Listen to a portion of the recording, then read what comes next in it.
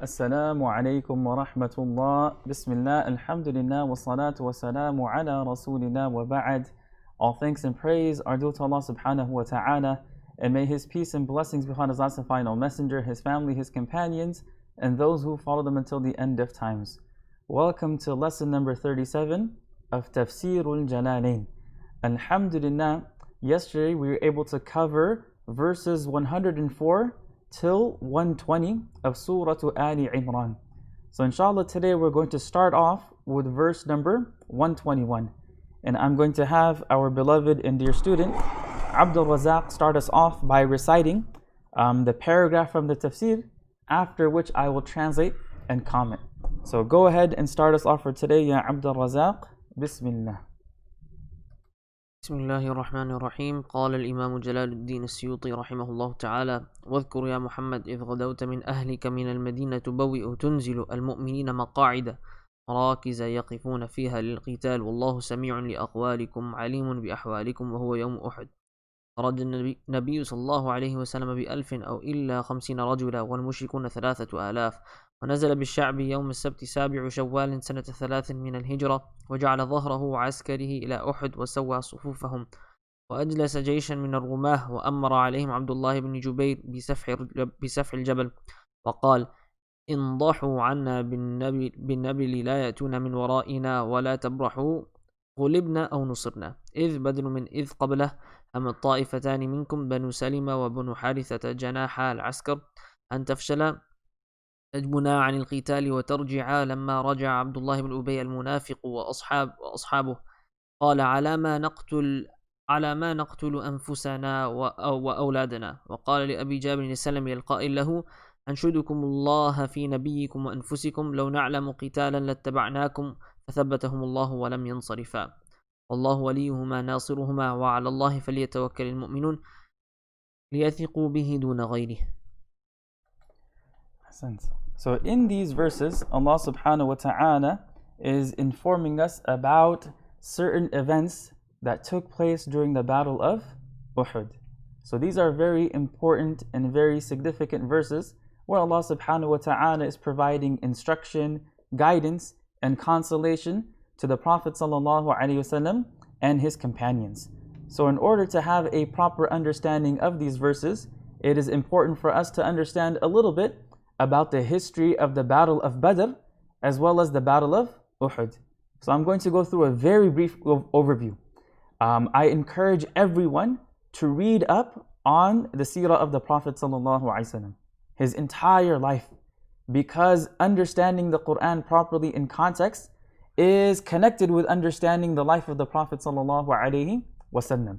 And for these verses in particular, reading through the Battle of Badr and the Battle of Uhud.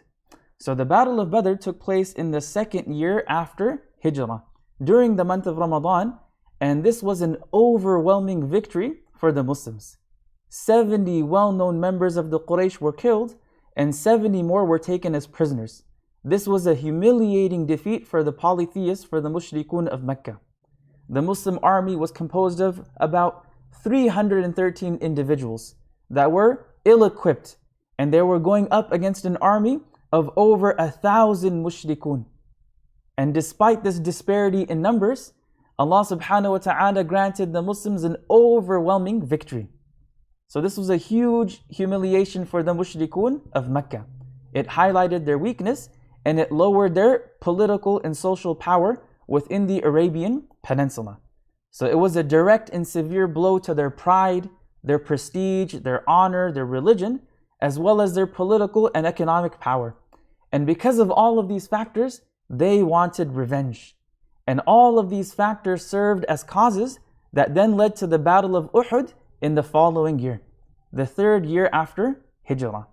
So almost for an entire year, the mushrikun of Mecca were preparing economically and in terms of weapons and animals, they were preparing for this battle. They wanted to go and attack the Muslims and literally completely wipe them off the face of this earth. They wanted to get rid of their problem once and for all. So they invested a lot of money. They gathered a very large army of about 3,000 well-equipped soldiers, and they started marching their way and heading their way towards Medina.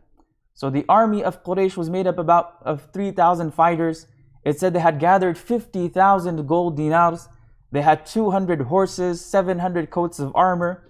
Abu Sufyan was the general of the army. And interestingly, Abu Sufyan later on became a great companion of the Prophet ﷺ.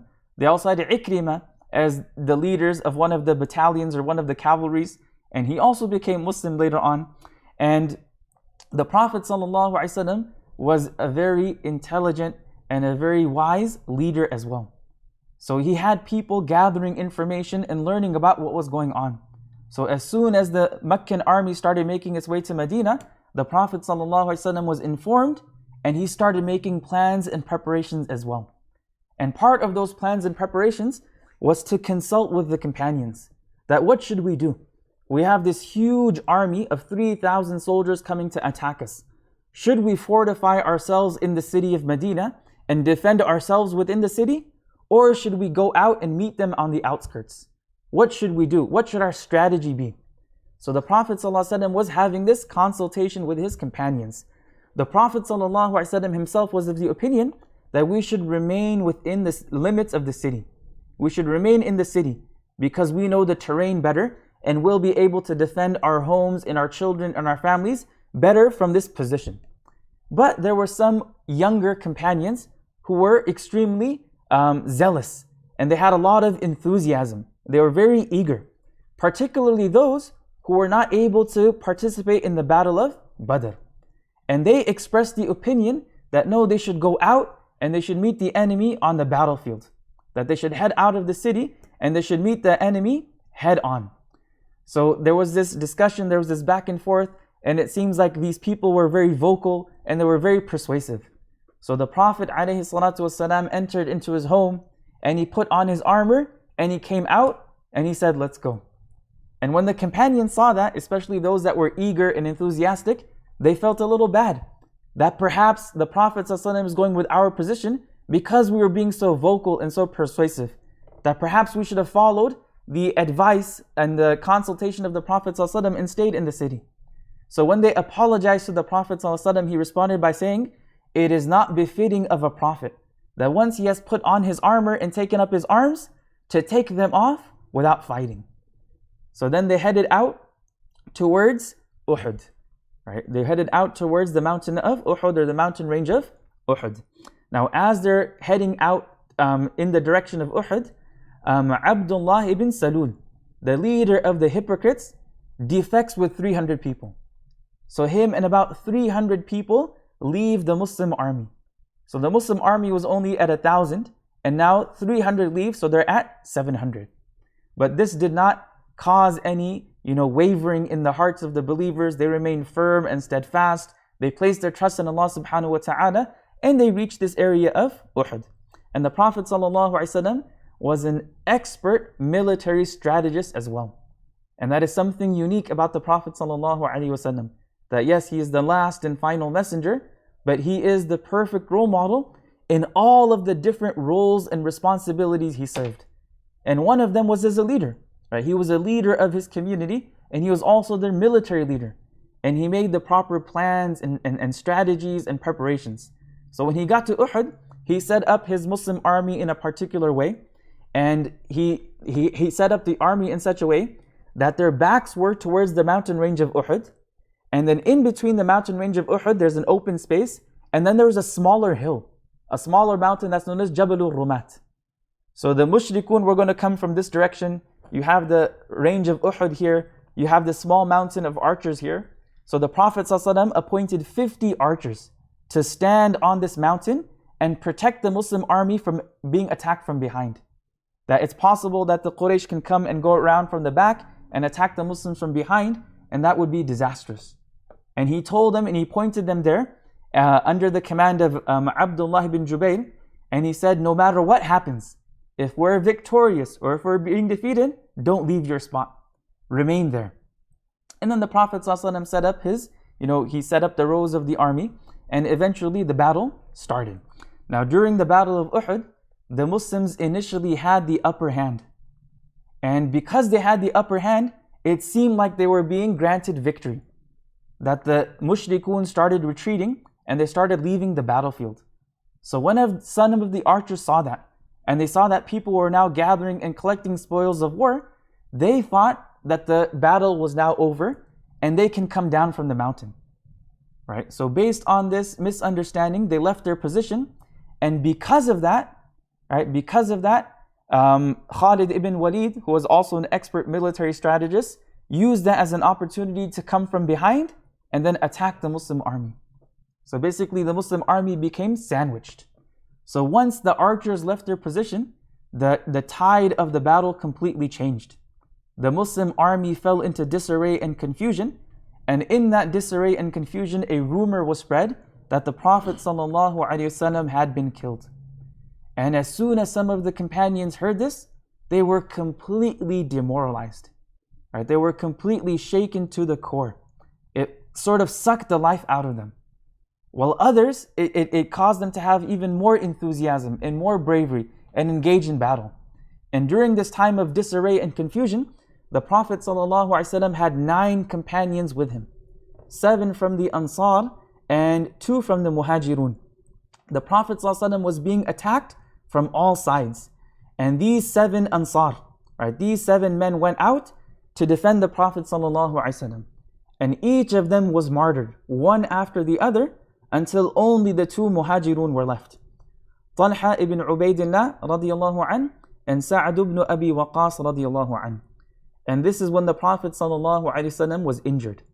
That a stone fell on his beloved face, breaking one of his teeth, causing his lip to bleed.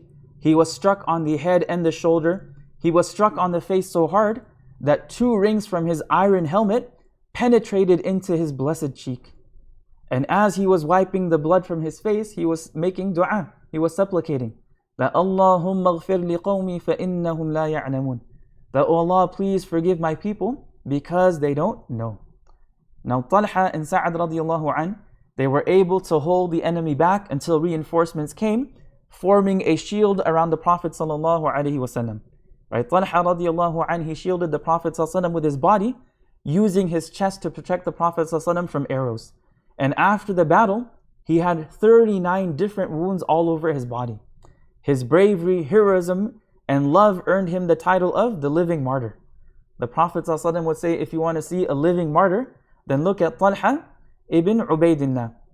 Abu Dujana radiyallahu an, he shielded the Prophet ﷺ with his back. Now, when we read about the story of Uhud, it is full of amazing instances of heroism and bravery. We read about the heroism and bravery and the complete trust and belief of the companions of the Prophet ﷺ. Among some of the most notable martyrs are Hamza radiyallahu an, right, the uncle of the Prophet ﷺ, Mus'ab ibn Umair, Sa'ad ibn Rabi', Abdullah ibn Jahash, Hanzala radiyallahu anhum ajma'in. On that day, 70 martyrs from the Muslims, or 70 Muslims lost their lives. Right? 70 companions of the Prophet ﷺ were martyred, and on the side of the mushrikun, 22 were killed. So this was an apparent loss. This was an apparent loss and defeat for the Muslims. And it created a lot of emotions within the hearts and minds of the companions of the Prophet ﷺ. And there were certain reasons behind this loss.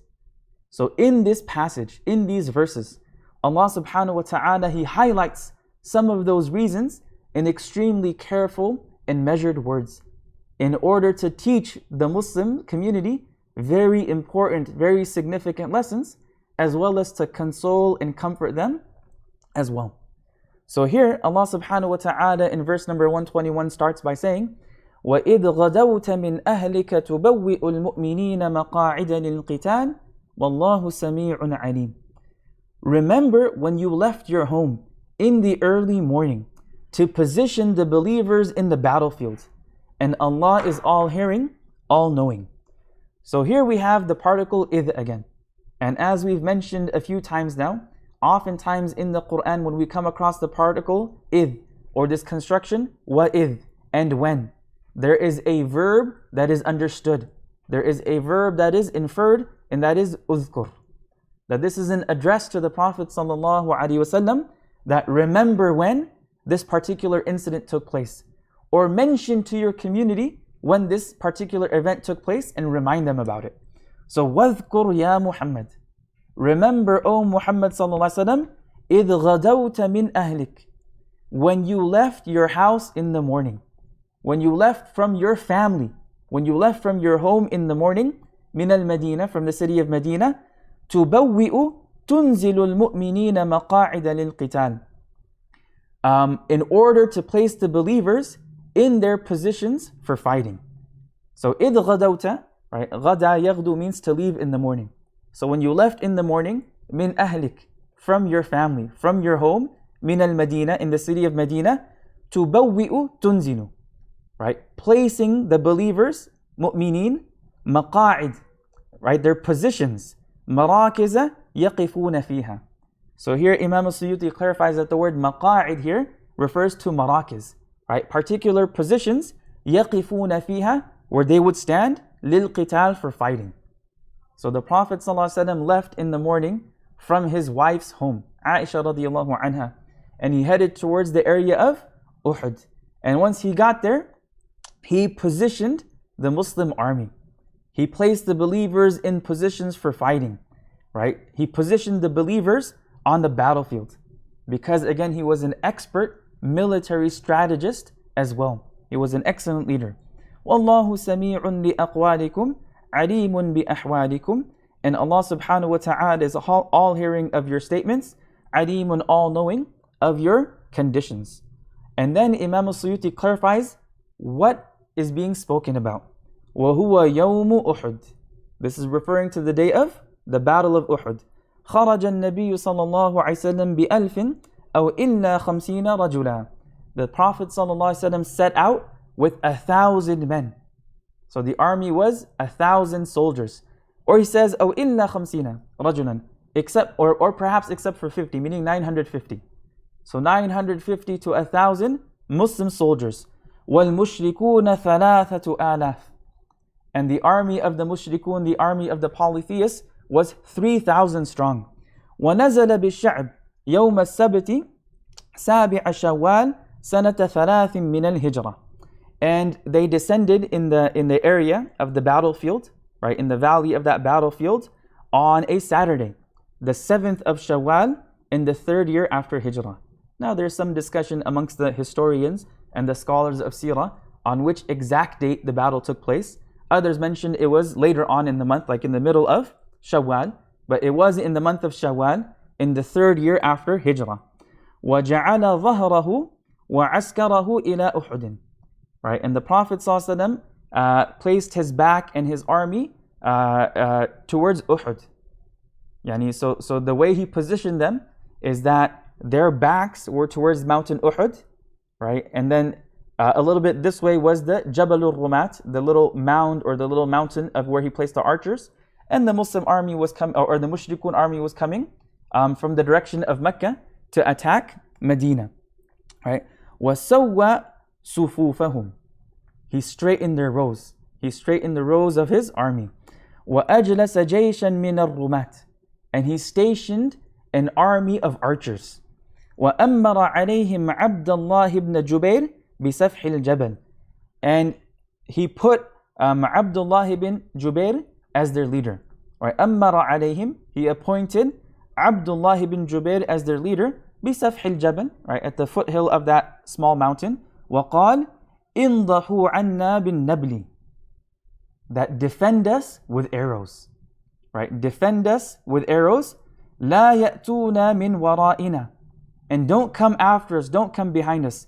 وَلَا تَبْرَحُوا غُلِبْنَا أَوْ نُصِرْنَا. And don't leave your positions, whether we're being defeated or we are victorious. Meaning no matter what happens, don't leave your position. So this was a direct command from the Prophet ﷺ to these 50 or so companions to remain in their position on this mountain as archers, no matter what happens. So now he says, إِذْ, in the next verse, إِذْ بَدَلٌ مِنْ إِذْ قَبْلَهُ. Yani it's a replacement or substitute for the إِذْ that came before it, meaning وَاذْكُرْ يَا مُحَمَّدْ إِذْ هَمَّ الطَّائِفَتَانِ. So the same meaning is being conveyed for the next verse. Remember, O Muhammad sallallahu alaihi wasallam, when the following happened. إِذْ هَمَّتْ طَائِفَتَانِ مِنْكُمْ أَن تَفْشَلَا وَاللَّهُ وَلِيُّهُمَا وَعَلَى اللَّهِ فَلْيَتَوَكَّلِ الْمُؤْمِنُونَ. Remember when two groups among you were about to cower, were about to lose heart, then Allah reassured them. So in Allah let the believers place their trust. So إِذْ بَدَلٌ مِنْ إِذْ قَبْلَهُ, he's highlighting the grammatical construction that this إِذْ here is badal. It is the substitute, it's the replacement for the إِذْ that came before. هَمَّتْ طَائِفَتَانِ مِنْكُمْ, when two groups from among you, hammat an tafshana, right? They had made a firm resolve to lose heart. So remember when two groups were about to lose heart. So, and then he highlights what those two groups were. Banu Salimata wa Banu Harithata janah al-askari. Right, so Banu Salima, right? Banu Salima was a sub-tribe from Khazraj, and Banu Harith was a sub-tribe from the Aus. So these were amongst the Ansar. And he mentions janah al-askari, they were the two wings of the army. An tafshala tajubna an al-qital. They were about to become cowards, right? They were having fear and they would leave in terms of fighting. وَتَرْجَعَ, and they were about to go back. And why was this happening? لَمَّا رَجَعَ عَبْدُ اللَّهِ بْنُ أُبَيْ الْمُنَافِقُ وَأَصْحَابُهُ. Right? This incident where the Muslims were about to lose heart, where they started sensing fear about what was about to happen, is when the leader of the munafiqun, Abdullah ibn Ubay as-Salul, the munafiq, and his companions left. So he took 300 people with him. That's a huge chunk of the army. That's made up only of 1,000 people. So 300 people left. And when that happened, right, there was a little bit of fear in their hearts. وَقَالْ عَلَى مَا نَقْتُلُ أَنفُسَنَا وَأَوْلَادَنَا. Right, when Abdullah was leaving, he's saying, why should we kill ourselves and our children? وَقَالَ لِأَبِي جَابِرْ السَّلَمِي الْقَائِلْ لَهُ. Right, and he said to Abi Jabir as-Sanami, al-Qa'il lahu, who said to Abdullah bin Ubay, Anshudukumullah, right, I beseech you in the name of Allah, fi nabiyyikum wa anfusikum, with respect to your prophet and yourselves, that don't leave. He says, لَوْ نَعْلَمُ قِتَالًا نَتَّبَعْنَاكُمْ. Right, if we knew that there was fighting that was going to take place and that there's a possibility of victory, we would have followed you. So this anshudukum Allah fi nabiyyukum wa anfusikum is a statement of Abi Jabir as-Salami. And this لَوْ نَعْلَمُ قِتَالًا لَتَّبَعْنَاكُمْ, this is the statement of the munafiq Abdullah ibn Ubay. فَثَبَّتَهُمُ اللَّهِ. So Allah subhanahu wa ta'ala strengthened them. Allah subhanahu wa ta'ala made them firm. He put resolve in their heart. وَلَمْ يَنصَرِفَ, and they did not leave. وَاللَّهُ وَلِيُّهُمَا, and Allah subhanahu wa ta'ala is their guardian, is their protector. نَاصِرُهُمَا, the one who's going to help, assist, and support them and grant them victory. وَعَلَى اللَّهِ فَلْيَتَوَكَّلِ الْمُؤْمِنُونَ. So in Allah, let the believers put their trust. In Allah alone, believers must place their trust. لِيَثِقُوا بِهِ دُونَ غَيْرِ, that they should trust Allah subhanahu wa ta'ala and not anyone else. And this is perhaps one of the most important and significant and profound lessons from the Battle of Uhud for the entire Muslim community. Right? This lesson of at-tawakkul, and placing one's total, complete trust and reliance upon Allah subhanahu wa ta'ala, and recognizing that material things don't grant victory. The number doesn't matter, the possessions don't matter. Everything is in the hands of Allah subhanahu wa ta'ala. But that doesn't mean that you don't make the proper preparations and take the proper precautions, as is highlighted by the strategy of the Prophet sallallahu alaihi wasallam. That he made all of the proper planning, the strategy, the preparations, took all the precautions, and once doing whatever is in their ability, then you place your trust in Allah subhanahu wa ta'ala. Alright, go ahead and read for us the next page of the Mus'haf, tilawatan, followed by the first paragraph. Bismillah.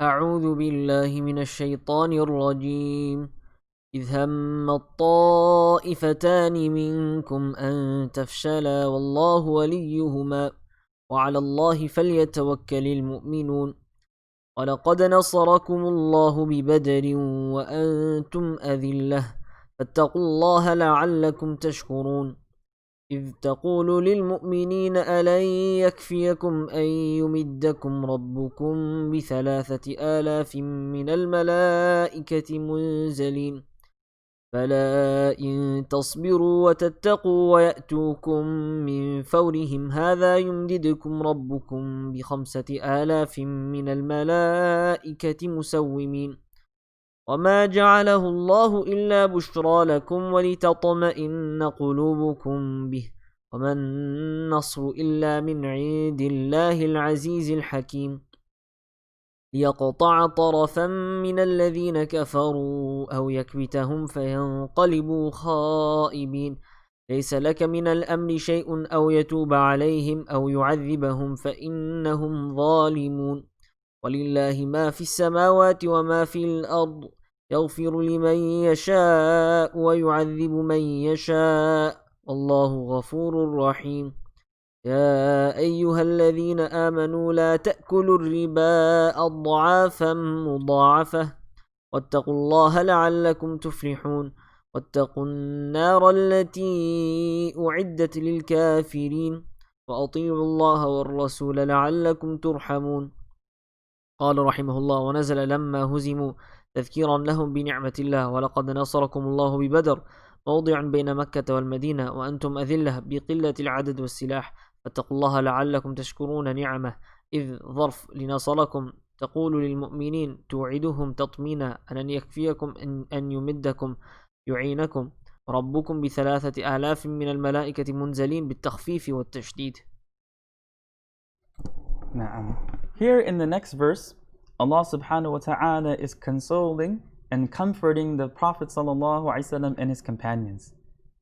Allah subhanahu wa ta'ala in his infinite mercy is consoling, comforting and reassuring the companions of the Prophet sallallahu alaihi wasallam after their defeat in Uhud. Because again, the battle of Uhud was an apparent defeat for the Muslims. It was something that weighed heavily on their hearts. So Allah subhanahu wa ta'ala reminds them, وَلَقَدْ نَصَرَكُمُ اللَّهُ بِبَدْرٍ وَأَنْتُمْ أَذِلَّةٌ فَاتَّقُوا اللَّهَ لَعَلَّكُمْ تَشْكُرُونَ. Indeed, Allah made you victorious at Badr when you were vastly outnumbered. So be mindful of Allah, perhaps you will be grateful. So Imam Suyuti rahimahullah himself says, وَنَزَلَ لَمَّا هُزِمُوا, that the following verse was revealed when they were defeated, meaning when they were defeated during the battle of Uhud. تَذْكِيرًا لَهُمْ بِنِعْمَةِ اللَّهِ, as a reminder of the blessings of Allah subhanahu wa ta'ala upon them. وَلَقَدْ نَصَرَكُمُ اللَّهُ بِبَدْرٍ. Indeed, Allah supported you. Indeed, Allah made you victorious at Badr. Then Imam al-Suyuti clarifies Badr, مَوْضِعٌ بَيْنَ مَكَّةَ وَالْمَدِينَةِ, right, is the name of a place, is the name of a location between Mecca and Medina, where this battle took place during the second year after Hijrah. وَأَنْتُمْ أَذِلْنَا, while you were outnumbered, while you were weak. بِقِلَّةِ الْعَدَدِ, right, by being few in numbers, وَالسِّلَاحِ, and by having few weapons. That the Muslim army was only about 313 soldiers, and they were very ill-equipped. They were totally under-equipped for this battle. So وَأَنْتُمْ أَذِلَّ means you were few in number and you had few weapons. فَاتَّقُوا اللَّهِ, so be mindful, be conscious, be aware of Allah subhanahu wa ta'ala. لَعَلَّكُمْ تَشْكُرُونَ, perhaps you will be grateful, or that you may be grateful, نِعَمَهُ, for His immense blessings and favors. And that is yet another lesson, a reminder to be grateful of previous blessings that Allah subhanahu wa ta'ala had bestowed upon them.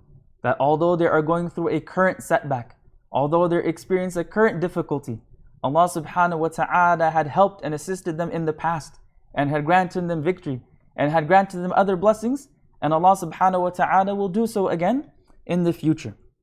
If he highlights the grammatical function, ظَرْفٌ, it is an adverb, لِنَصَرَكُمْ, it is the adverb for the verb nasarakum, right? When تَقُولُ لِلْمُؤْمِنِينَ, remember when you were saying to the believers, أَلَنْ يَكْفِيَكُمْ أَن يُمِدَّكُمْ رَبُّكُمْ بِثَلَاثَةِ آلَافٍ مِّنَ الْمَلَائِكَةِ مُنْزَلِينَ. That when you said to the believers, is it not enough that your Lord will send down a reinforcement of 3,000 angels for your aid? Right? When you were saying to the believers, shall it not suffice you that your Lord should help you with 3,000 of the angels sent down for you? So when taqul, you were saying للمؤمنين, to the believers, consoling them, comforting them and reassuring them during the battle of Badr, because they knew they were ill-equipped, they knew they were outnumbered, and they were going up against an army of 1,000 plus mushrikun. So Allah subhanahu wa ta'ala told the Prophet to give them reassurance, right? تُوعِدُهُمْ تَطْمِينًا.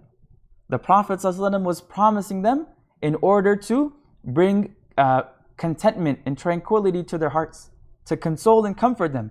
أَلَنْ يَكْفِيَكُمْ, right? Is it not sufficient for you? Is it not enough for you? أَن يُمِدَّكُمْ رَبُّكُمْ, that your Lord will help and assist you. يُعِينَكُمْ, your Lord will help you. بِثَلَاثَةِ آلَافٍ مِّنَ الْمَلَائِكَةِ مُنْزَلِينَ, with 3,000 angels that He will send down.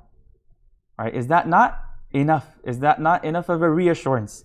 And he says the word munzalin can be recited in two ways. بالتخفيف, as it is recited here, munzalin. Right? This is the ismul maf'ul, the passive participle from the verb anzala yunzil. But he's saying it can also be with tashdid, munazzalin, from the verb nazzala yunazzilu, from babu taf'il. So the ismul maf'ul, the passive participle from babu taf'il, munazzalin. That both of these are two recitations of this particular word. So Allah subhanahu wa ta'ala is consoling and comforting and reassuring the companions of the Prophet sallallahu alaihi wasallam that they would be helped and assisted by angels that Allah subhanahu wa ta'ala will send down during this particular battle. Go ahead and read the next paragraph. Bismillah. قال رحمه الله بلى يكفيكم ذلك وفي الأنفال ب1000 لأنه أمدهم أولا بها ثم صارت 3 ثم صارت 5 كما قال تعالى إن تصبروا على لقاء العدو وتتقوا الله في المخالفة ويأتوكم أي المشركون من فورهم وقتهم هذا يمددكم ربكم ب5000 من الملائكة مسومين بكسر واو فتحها أي معلمين وقد صبروا وأنجز الله وعده بأن قاتلت معهم الملائكة على خيل بلق عليهم عمائم صفر أو بيض أرسلوها بين أكتافهم وما جعله الله أي الإمداد إلا بشرى لكم بالنصر ولتطمئن تسكن قلوبكم به فلا تجزع من كثرة العدو وقلتكم وما النصر إلا من عند الله العزيز الحكيم يؤتيه من يشاء وليس بكثرة الجند ليقطع متعلق بنصركم أي ليهلك طرفا من الذين كفروا بالقتل والأسر أو يكبتهم يذلهم بالهزيمة فينقلبوا يرجعوا خائبين لم ينالوا ما راموه. Na'am. So here Allah subhanahu wa ta'ala continues by reminding them about the battle of Badr. بَلَى إِن تَصْبِرُوا وَتَتَّقُوا وَيَأْتُوكُم مِّن فَوْرِهِمْ هَذَا يُمْدِدْكُمْ رَبُّكُمْ ب5000 مِّنَ الْمَلَائِكَةِ مُسَوِّمِينَ. Most certainly, of course, if you are firm and mindful and the enemy launches a sudden attack on you, Allah will reinforce you with 5,000 angels designated for battle. Right? Of course, if you stay patient and fear Allah and they come upon you even in this heat of theirs, your Lord will reinforce you with 5,000 angels, each having distinct marks. So bala yakfikum dhalik. Of course that will be enough for you. Of course that is sufficient for you. That is enough consolation. That is enough providing strength to your heart, and that will suffice you in the battle. وَفِي الْأَنْفَالِ, in Surah Al-Anfal it's mentioned بِأَلْفٍ, that Allah subhanahu wa ta'ala aided them with 1,000 angels. And then Imam Suyuti clarifies that we have one statement that says 1,000, another says 3,000, then we have 5,000. He says لِأَنَّهُ أَمَدَّهُمْ أَوَّلًا بِهَا, because initially Allah subhanahu wa ta'ala reinforced them and supported them with 1,000 angels. ثُمَّ صَارَتْ ثَلَاثَةً, Then it became 3,000. ثُمَّ صَارَتْ خَمْسَةً. Then it became 5,000. So the number of angels that were sent to assist the believers during the Battle of Badr increased gradually from 1,000 to 3,000 to 5,000. كما قال تعالى, just as Allah subhanahu wa ta'ala said, إِن تَصْبِرُوا وَتَتَّقُوا. إِن تَصْبِرُوا. If you remain patient, if you remain firm and steadfast and persevere, if you continue to have sabr, على لقاء العدو, upon meeting the enemy, وَتَتَّقُوا اللَّهَ فِي الْمُخَالَفَةِ, and you remain conscious and mindful of Allah, you fear Allah subhanahu wa ta'ala in terms of opposing Him, وَيَأْتُوكُمْ أَيْ الْمُشْرِكُونَ مِنْ فَوْرِهِمْ, and the mushrikun attack you immediately, as a surprise, suddenly. Right? The mushrikun attack you min fawrihim, suddenly, waqtihim, immediately. هَذَا يُمْدِدْكُمْ رَبُّكُمْ بِخَمْسَةِ آلَافٍ مِنَ الْمَلَائِكَةِ مُسَوِّمِينَ. Your Lord will reinforce you with 5,000 angels, each having distinct marks. مُسَوِّمِينَ. He says, بِكَسْرِ الْوَاوِ وَفَتْحِهَا.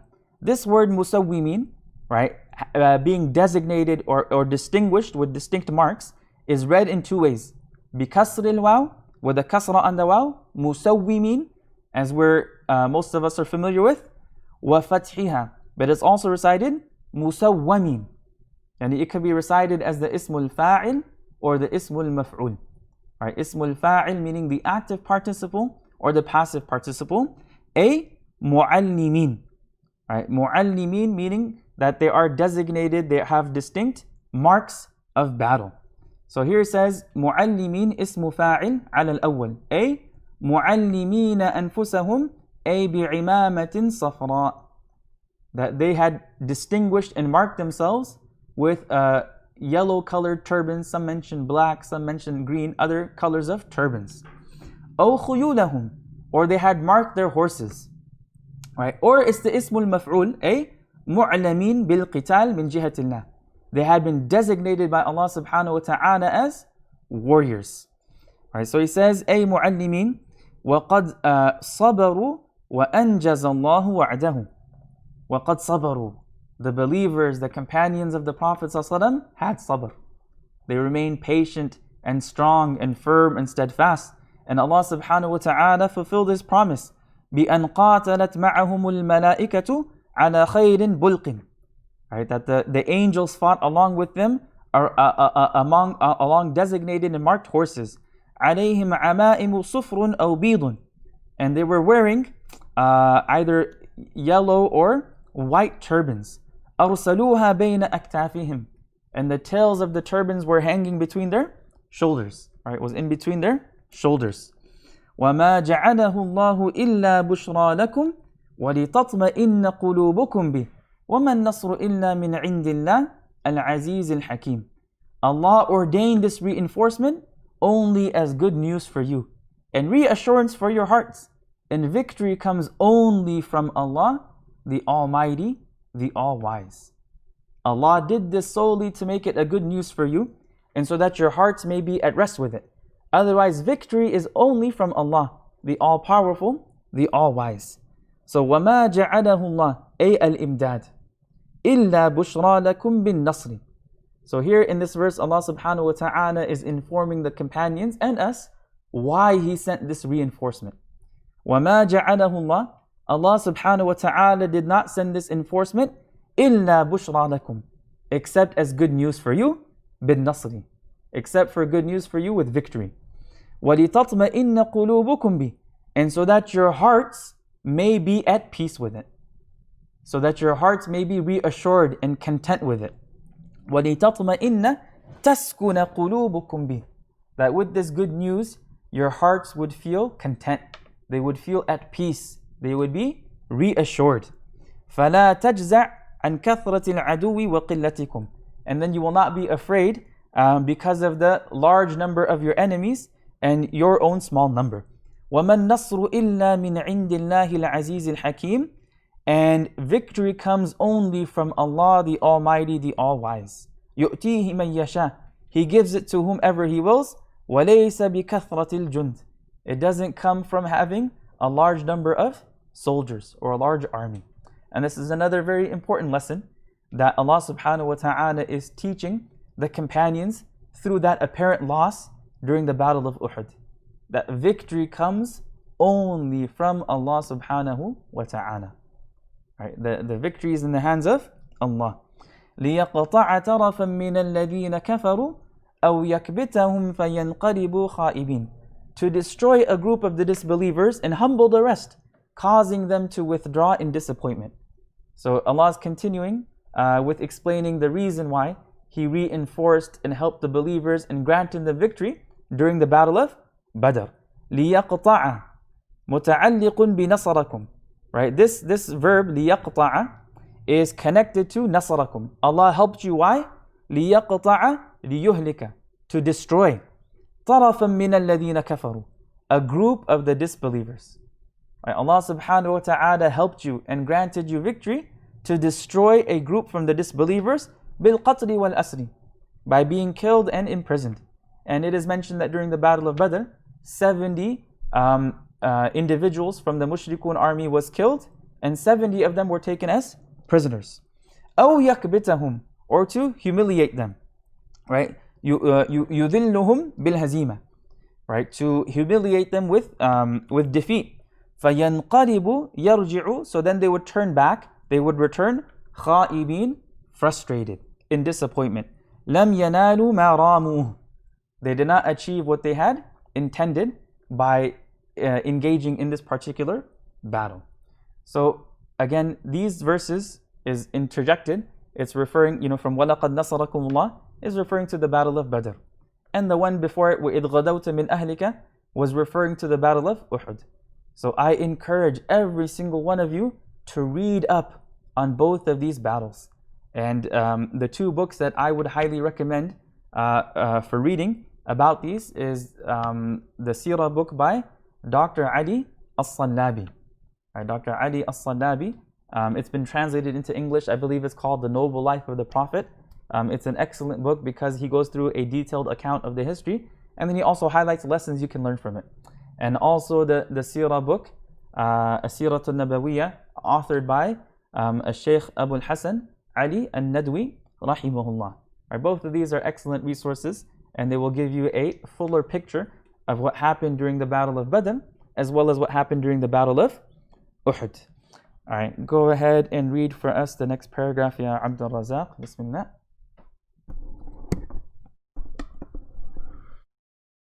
قال رحمه الله: ونزل لما كسرت رباعيته صلى الله عليه وسلم وشج وجهه يوم أحد وقال: كيف يفلح قوم خضبوا وجه نبيهم بالدم ليس لك من الأمر شيء بل الأمر لله فاصبر، أو بمعنى إلى أن يتوب عليهم بالإسلام أو يعذبهم فإنهم ظالمون بالكفر، ولله ما في السماوات وما في الأرض ملكا وخلقا وعبيدا يغفر لمن يشاء المغفرة له ويعذب من يشاء تعذيبه، والله غفور لأوليائه رحيم بأهل طاعته.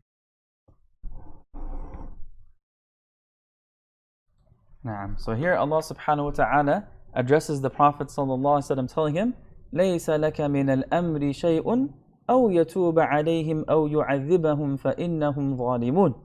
You have no say in the matter. You have no authority in the matter. It is up to Allah to turn them in mercy or punish them, for indeed they are wrongdoers. So you have no authority in the matter unless Allah forgives them or punishes them, as they are unjust. Now Imam al-Suyuti rahimahullah starts by highlighting the context or background of this verse. He's mentioning this verse was revealed after the Prophet ﷺ was injured during the battle of Uhud. وَنَزَلَ لَمَّا كُسِرَتْ رُبَاعِيَّتُهُ. That this verse was revealed when the molar of the Prophet ﷺ was broken. One of his teeth was broken, either the molar or the incisor. وَشُجَّ وَجْهُهُ. And his face was injured يَوْمَ أُحُدٍ, on the day of Uhud. وَقَالَ, and he said, كَيْفَ يُفْلِحُ قَوْمٌ. How can a nation, how can a people be successful? خَضَبُوا وَجْهَ نَبِيهِمْ بِالدَّمِ. Who have colored the face of their Prophet with blood. Who have dyed the face of their Prophet with blood. How can these people be successful? And لَيْسَ لَكَ مِنَ الْأَمْرِ يعني إِنَّمَا أَنْتَ عَبْدٌ مَبْعُوثٌ مَأْمُورٌ مِنَ اللَّهِ. That you are a servant. that has been sent and commanded by Allah subhanahu wa ta'ala, لا تدعوا عليهم. Don't make dua against your people. بل تدعوا لهم. Rather supplicate for them. Supplicate for their guidance. Right? So Allah says, ليس لك من الأمر شيء. You have no authority in the matter. بل الأمر لله فاصبر. But rather the matter, the affair belongs to Allah. All authority, all control belongs to Allah subhanahu wa ta'ala. فاصبر. So remain patient and strong and firm and steadfast in face of their opposition and their enmity and their hostility. أو بمعنى إلى. He says the word O here doesn't mean its original meaning, which is a conjunction, which usually means or. He says O here means إلى, until. أن يتوب عليهم. That remain patient basically until Allah subhanahu wa ta'ala forgives them. Right? Until Allah forgives them, yani turns to them in repentance bil Islam. By them accepting Islam, أو يعذبهم, or punishes them. Meaning Allah subhanahu wa ta'ala will take care of them. You don't have to make dua against them for Allah to curse them and destroy them. Allah will take care of them. Either by allowing them to repent to Him with Islam and becoming Muslims, or Allah subhanahu wa ta'ala will punish them. فَإِنَّهُمْ ظَالِمُونَ بِالْكُفْرِ.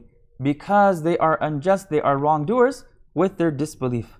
وَلِلَّهِ مَا فِي السَّمَاوَاتِ وَمَا فِي الْأَرْضِ يَغْفِرُ لِمَن يَشَاءُ وَيُعَذِّبُ مَن يَشَاءُ وَاللَّهُ غَفُورٌ رَحِيمٌ.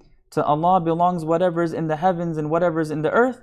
He forgives whoever He wills and punishes whoever He wills. And Allah is all forgiving, all merciful, or very merciful. Highlighting that the authority belongs to Allah alone. That all authority, power, sovereignty, might, control, all of the matters are in the hands of Allah subhanahu wa ta'ala. وَلِلَّهِ مَا فِي السَّمَاوَاتِ وَمَا فِي الْأَرْضِ. To Allah belongs whatever is in the heavens, whatever is in the earth. Mulkan, in terms of ownership, kingship, sovereignty, control. وَخَلْقًا, in terms of creation. وَعَبِيدًا, in terms of everything being His servant. يَغْفِرُ لِمَن يَشَاءُ الْمَغْفِرَةَ لَهُ. Right? Allah subhanahu wa ta'ala forgives whomever He wills forgiveness for. وَيُعَذِّبُ مَن يَشَاءُ تَعْذِيبَهُ. And He punishes whoever He wills punishment for. وَاللَّهُ غَفُورٌ لِأَوْلِيَائِهِ. Allah subhanahu wa ta'ala is all forgiving for His awliya, for His close, intimate servants. رَحِيمٌ, and very merciful بِأَهْلِ طَاعَتِ, for the people of His obedience, meaning the people who obey Him. Go ahead and read for us the next paragraph. Bismillah.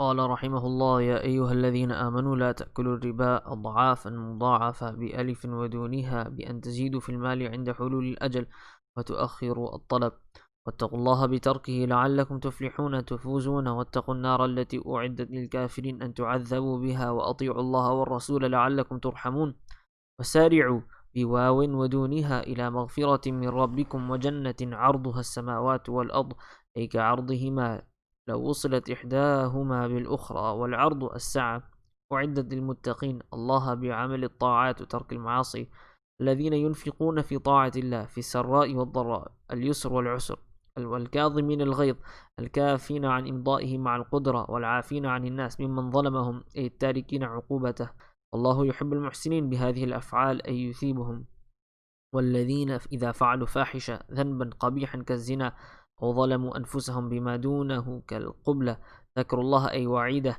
فاستغفروا لذنوبهم ومن أي لا أحد يغفر الذنوب إلا الله ولم يصروا يديموا على ما فعلوا بل أقلعوا عنه وهم يعلمون أن الذي آتوه معصية أولئك جزاؤهم مغفرة من ربهم وجنات تجري من تحتها الأنهار خالدين فيها حال مقدرة أي مقدرين الخلود فيها إذا دخلوها ونعم أجر العاملين بالطاعة هذا الأجر. In these next few verses, Allah subhanahu wa ta'ala is changing the subject matter and He's going to address the issue of riba one more time, and then Allah subhanahu wa ta'ala is going to give us a detailed description of the people of taqwa. And the connection here is that one of the lessons from the Battle of Uhud was to always be mindful and aware and conscious of Allah subhanahu wa ta'ala and obey the commandments of Allah and His Messenger sallallahu alayhi wa sallam.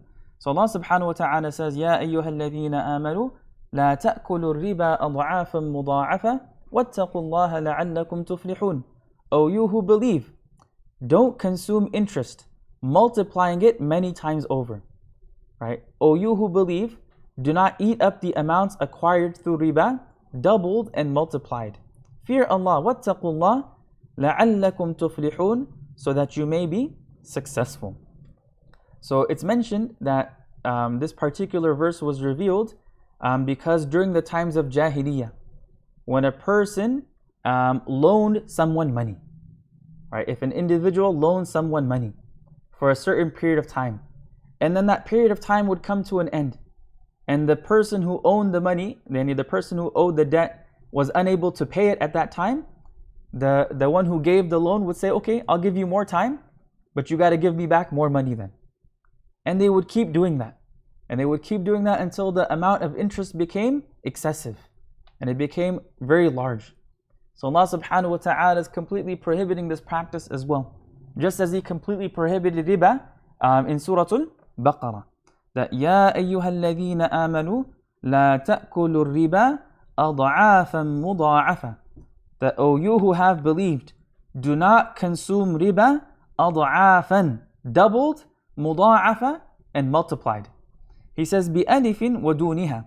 This word mudha'afa, it can be recited with an alif, as we recite it, mudha'afa, and without it, yani mudha'afa. Right? The qira'ah would be mudha'afa. How? بأن تزيدوا في المال عند حلول الأجل. By increasing the amount of money that is due when the time comes for repayment. وتؤخر الطلب, and then delaying the request for repayment. So again, the situation that's being denied is I loaned someone $1,000 and I said pay me back after a month. Now a month passes by and the individual has not yet paid me back. I said, okay, I'll give you another month, but now you got to pay me back $1,500. And we keep doing that. So the amount that person owes me becomes ad'afan, doubled, mudha'afa, and even multiplied more than that. Right? Then he says, wattaqullaha, be mindful, be conscious, be aware of Allah. Fear Allah bitarkihi.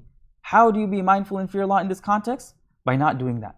By not engaging in riba, by not engaging in this type of unjust transaction. لَعَلَّكُمْ تُفْلِحُونَ, so that you may be successful. Tafuzun. So taqwa and fawz go hand in hand. If we want to achieve ultimate success in this life, and most importantly in the life to come, it is dependent upon at-taqwa. وَاتَّقُوا النَّارَ الَّتِي أُعِدَّتْ لِلْكَافِرِينَ وَأَطِيعُوا اللَّهَ وَالرَّسُولَ لَعَلَّكُمْ تُرْحَمُونَ. Obey Allah and the Messenger so that you may be blessed. Obey Allah and the Messenger so you may be shown mercy. So وَاتَّقُوا النَّارَ, right? Protect yourselves from the fire that has been prepared for the disbelievers.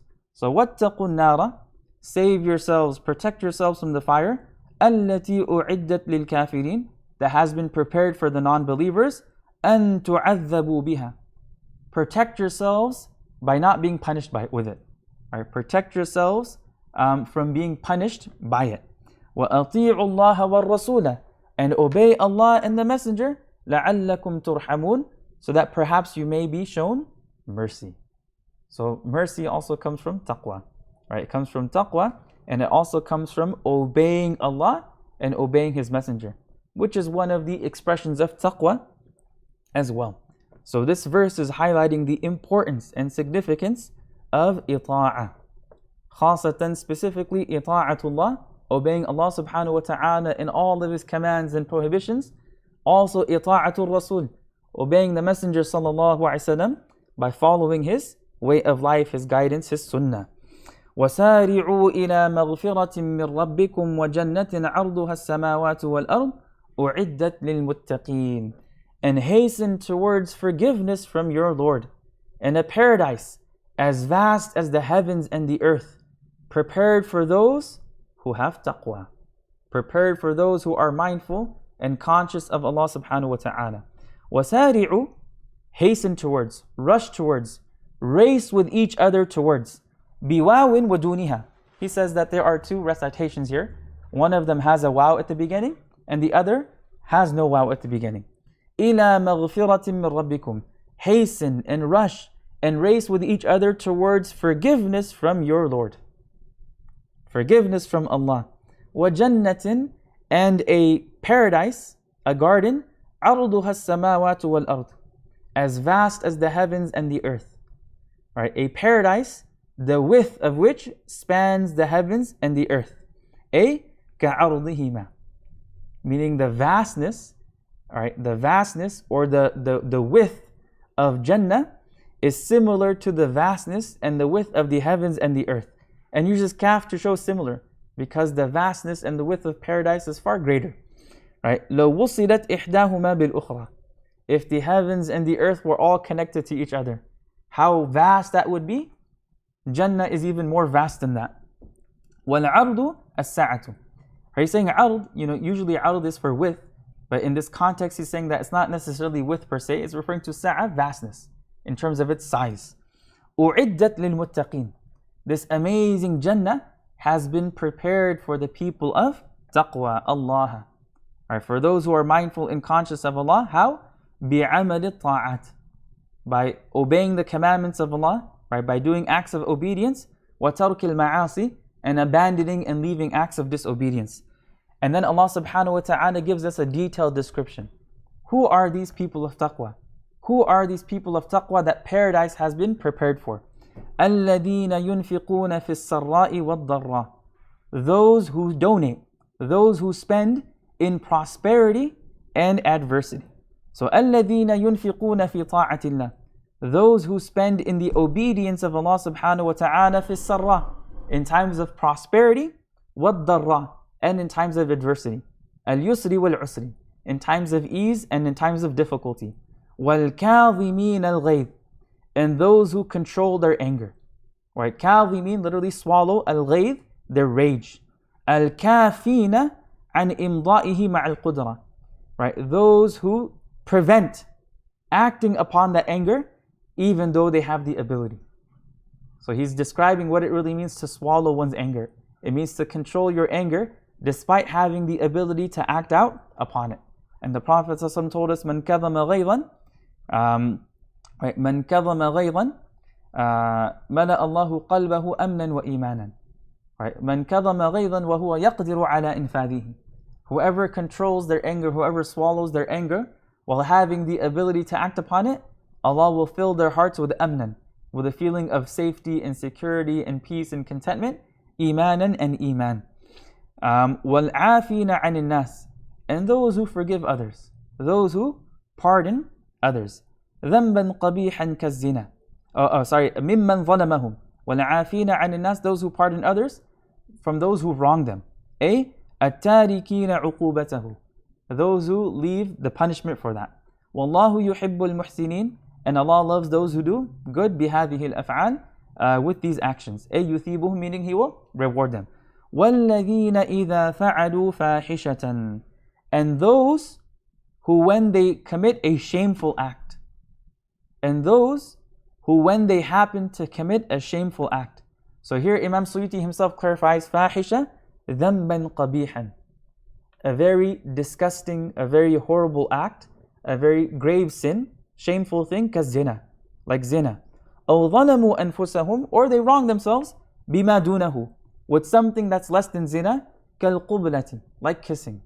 So some scholars say fahisha here is major sin, and ظلم النفس is minor sin. ذكروا الله, they immediately remember Allah. أي وعيده, they remember His threats and warnings. فاستغفروا لذنوبهم, so they seek forgiveness for their sins. وَمَنْ يَغْفِرُ الذُّنُوبَ إِلَّا اللَّهِ, and who is there to forgive sins except for Allah? أي لا أحد, meaning no one. He's saying this is a rhetorical question, and the answer is obvious, لا أحد. يعني لا أحد يغفر الذنوب إلا الله. There's no one who forgives sins except for Allah. وَلَمْ يُصِرُّ يُدِيمُ, right? And they don't persist in what they have done knowingly. So يُصِرُّ يُدِيمُ, they don't continue what they've على ما فعلوا, what they've done. بل أقلعوا عنه, rather they leave it, they abandon it. وهم يعلمون, knowingly. يعني أن الذي أتوه معصية, they know that what they've done was a sin. أولئك جزاؤهم مغفرة من ربهم وجنات تجري من تحتها الأنهار خالدين فيها ونعم أجر العاملين. Their reward is forgiveness from their Lord, and gardens beneath which rivers flow, where they will live forever. and excellent is the reward of those who work. So أولئك, those people that have just been described, the people of taqwa, جزاؤهم, their reward, مغفرة من ربهم, is forgiveness from their Lord. وجنات, gardens, تجري من تحتها الأنهار, beneath which rivers flow, خالدين فيها, residing therein forever. حال مقدرة, he's saying that خالدين فيها is the circumstantial adverb. A, مقدرين الخلود فيها إذا دخلوها, they will live there for all of eternity when they enter it. وَنِعْمَ أَجْرُ الْعَامِلِينَ, and how great and how excellent is the reward of those who do work بِالطَّاعَةِ, through acts of obedience. هَذَا الْأَجْرُ, نِعْمَ هَذَا الْأَجْرُ, how excellent and how amazing is this reward. So this is a very important and powerful and profound passage, and we are out of time. So we will discuss a little bit about it in our next lesson, inshallah. We reached the end of verse number 136, and tomorrow we'll pick up with verse number 137. May Allah subhanahu wa ta'ala accept this effort of ours. May He place it on our scale of good deeds on the Day of Judgment, and may He make us among the people of taqwa that were described in these verses. وصل اللهم على نبينا مولانا محمد وعلى آله وصحبه وسلم. والسلام عليكم ورحمة الله وبركاته.